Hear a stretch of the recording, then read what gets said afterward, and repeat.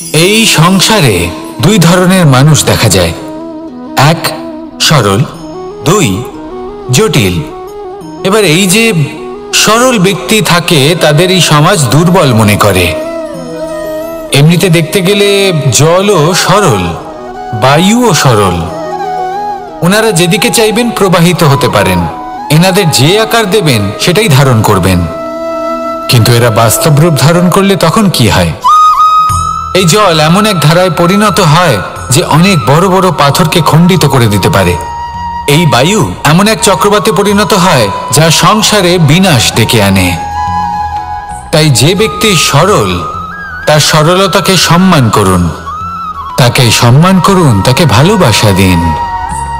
আর আমার সাথে ভালোবেসে বলুন, রাধা রাধা। কথায় আছে, যখন আপনি যুদ্ধক্ষেত্রে দাঁড়িয়ে তখন শত্রুকে পিঠ দেখিয়ে পালিয়ে যাওয়া বা পিছু হটে যাওয়া অত্যন্ত অনুচিত যুদ্ধনীতি হয়। কথায় আছে যে শ্রেষ্ঠ যুদ্ধ নীতি হলো সেটাই যেখানে আপনি অস্ত্র হাতে নিয়ে এগিয়ে যান, সাহসের সাথে যুদ্ধ করে শত্রুকে পরাস্ত করে ফিরে আসেন। আর সেটাই আমি করেছিলাম। তখন মহাভারত রচনা হয়েছিল, কারণ তখন ধর্মরক্ষা করা আবশ্যক ছিল। কিন্তু এমনও একটা সময় ছিল যখন আমি যুদ্ধ থেকে পালিয়েছি, কারণ তখন প্রজাদের সুরক্ষা বেশি গুরুত্বপূর্ণ ছিল। আমার গায়ে যুদ্ধ বিমুখ হবার কলঙ্ক লাগিয়েছিল।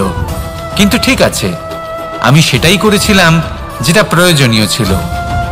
শ্রীরামও লঙ্কা গিয়ে রাবণকে হত্যা করার পূর্বে 4 মাস ধরে অপেক্ষা করেছিলেন। অপেক্ষায় ছিলেন কবে সেই সেতু সম্পন্ন হবে। তারপরে গিয়ে রাবণকে পরাস্ত করলেন, তাকে বধ করলেন। জীবনে কখনো কখনো থেমে যাওয়া বা পিছু হটে যাওয়া কার্যকর হতে পারে। এটা প্রত্যেক সময়ের উপরে নির্ভর করে। শত্রু যে কেউ হতে পারে, যখন খুশি আক্রমণ করতে পারে। কোনো মানুষ হতে পারে, আবার কোনো দানবও হতে পারে। আমাদের নিজেদের মানসিকতা হতে পারে, কোনো অসুখ হতে পারে, মহামারীও হতে পারে। সেক্ষেত্রে সেটাই করুন যেটা উচিত মনে হয়। দেখুন, প্রত্যেকবার নারায়ণ তো আপনাকে সাহায্য করতে আসবেন না। অনেক সময় মানুষকে নিজেকেই সেই বাধার সম্মুখীন হয়ে তাকে পরাস্ত করতে হয়।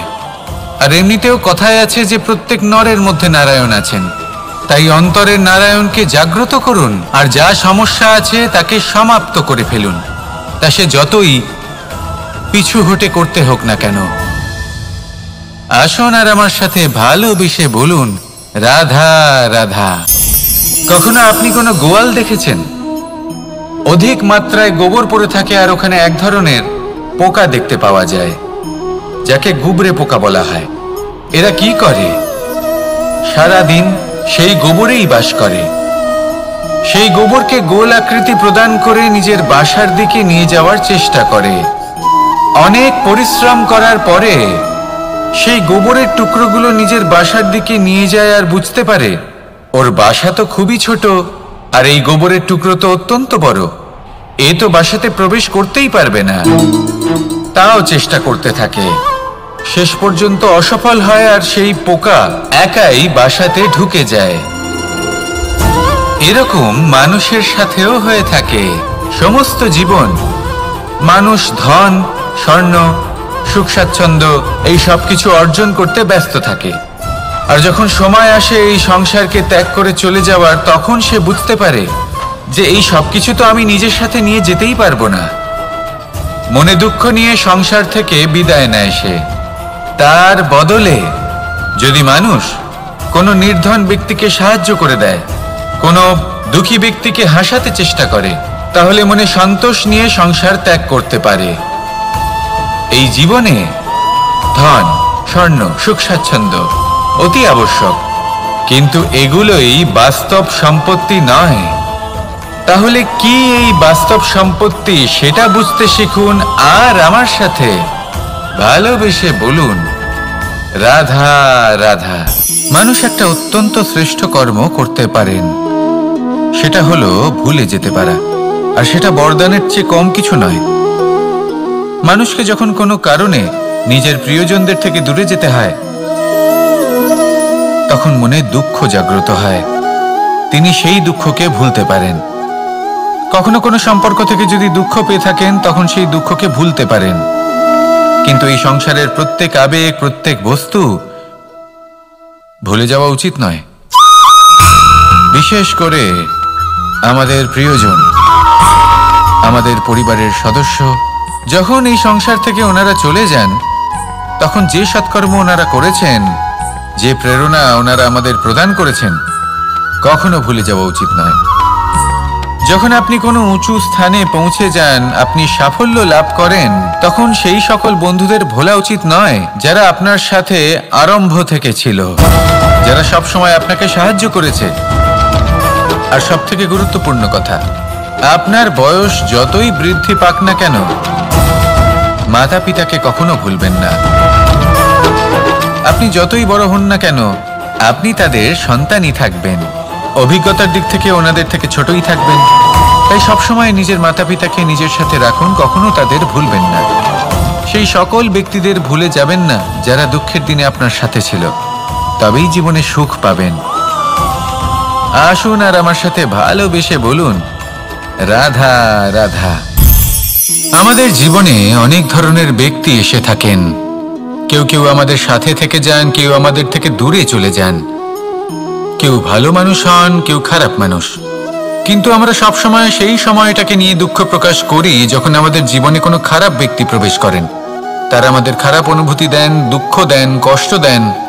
আমরা সবাই তাকে ভালো মন্দ কথা বলি। কিন্তু কেন? এমন বিভিন্ন ধরনের মানুষ, খারাপ মানুষ, ভালো মানুষ, সবার জীবনেই আসেন এবং সকলকেই একটা অমূল্য শিক্ষা দান করে যান। এবার আপনি নিজেই ভেবে দেখুন, জীবনে যখন প্রথমবার আপনি আগুন স্পর্শ করেছিলেন, তখন আপনি একটা শিক্ষা লাভ করেছিলেন যে আমাকে আগুনের থেকে একটু দূরে থাকতে হবে। তারপর আস্তে আস্তে আপনি শিখলেন যে কিভাবে এই আগুনকে নিয়ন্ত্রণে রাখতে হবে।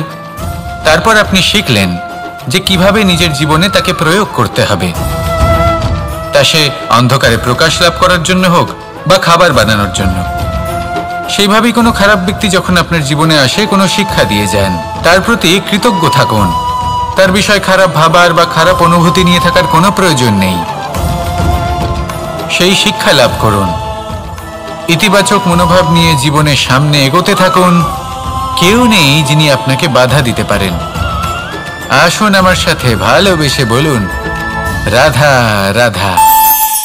মানুষের জীবন হলো তার যাত্রা এবং প্রত্যেকের জীবনযাত্রার লক্ষ্য হলো আলাদা। এবার মনের মধ্যে এই প্রশ্ন জাগতেই পারে যে এই জীবনের লক্ষ্যটা গুরুত্বপূর্ণ নাকি যাত্রাটা। এবং এই ভাবনায় আমরা কোথাও না কোথাও সবথেকে গুরুত্বপূর্ণ বিষয়ে ভুলে যাই যে সবথেকে গুরুত্বপূর্ণ ব্যক্তিত্ব হলো আমাদের সাথী, আমাদের সহযাত্রী, যার সাথে আমরা এই যাত্রাপথ সুনিশ্চিত করি। এটা খুব গুরুত্বপূর্ণ।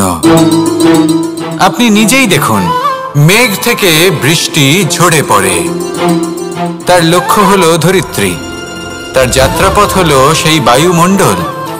কিন্তু ও কোন সাথী নির্বাচন করছে তার উপর কত কিছু নির্ভর করে।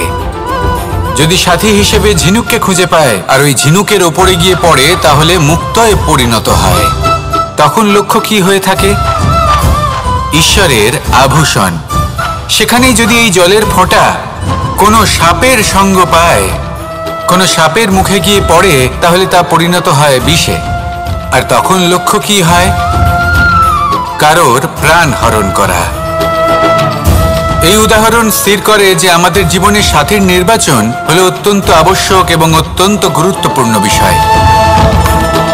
কারণ সাথীর প্রভাব শুধু যে আপনার পথে পড়বে তা নয়, আপনার লক্ষ্যের উপরও পড়বে। কখনো কখনো কেউ আপনার লক্ষ্য বদলে দেবে, কখনো উচিতভাবে, কখনো অনুচিতভাবে। সেটা আপনার নির্বাচনের উপর নির্ভর করছে। তাহলে একজন শ্রেষ্ঠ সাথী নির্বাচন করুন আর আমার সাথে ভালোবেসে বলুন, রাধা রাধা। বিষ এবং অমৃত, এর ভিত্তিতেই সংসার চক্র চলতে থাকে। যখন সমুদ্র মন্থন হয়েছিল তখন এই দুই প্রাপ্ত হয়েছিল। প্রথমে বিষ পাওয়া গেল, তারপর অমৃত। জীবন মন্থন করলেও এগুলো লাভ করা যায়। এবার এই যে বিষ, তা হলো অমৃতের থেকে অনেক বেশি শক্তিশালী এবং সেই জন্যই অনেক বেশি ঘাতকও। এবার বোঝার চেষ্টা করি এই বিষ আসলে কি। যে কোনো বস্তু বা কোনো ভাব যদি মাত্রার থেকে বেশি পরিমাণে আপনার কাছে থাকে, প্রয়োজনের থেকে বেশি আপনার কাছে থাকে, তাহলে সেটা আপনার কাছে বিষ সমান হতে পারে। তা সে ধন হোক, শক্তি হোক, সম্মান হোক, ইত্যাদি ইত্যাদি। যদি আপনার কাছে এমন কিছু থেকে থাকে যা মাত্রার থেকে বেশি পরিমাণে আপনার কাছে আছে, তাহলে তাকে ভাগ করতে শিখুন। যদি আপনি ভাগ করতে শিখে যান, তাহলে এই বিষই আপনার জন্য অমৃতে পরিণত হবে, আর তাদের কাছেও অমৃত সমান হয়ে উঠবে যাদের এই সাহায্যের প্রয়োজন। তাহলে ভাগ করে নিতে শিখুন আর আমার সাথে ভালোবেসে বলুন, রাধা রাধা।